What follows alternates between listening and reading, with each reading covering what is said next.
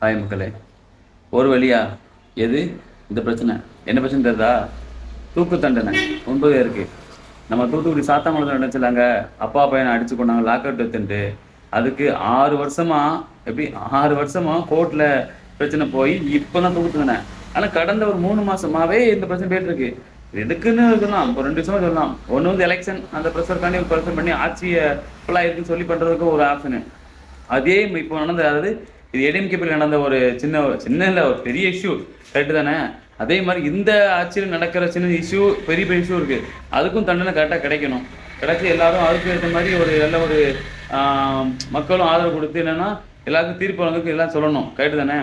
எல்லா பற்றியும் முடிவு கண்டிப்பாக இருக்கணும். இப்போ 9 பேர் சொல்லுவாங்க 10 பேர், 10 ஆடு ஒருத்தர் இறந்துட்டாங்க, நான் 9 பேருக்கு தூக்கு தண்டனை. ஏன்னா இங்கே 9 பேர் ஃபேமிலியும் பாவம் தான். ஆனால் தப்பு பண்ணவங்க முதல்ல யோசிச்சிருக்கணும். இந்த தப்பு இல்லை, எந்த தப்புனாலும் தண்டனை கண்டிப்பாக கிடைச்சே ஆகணும்.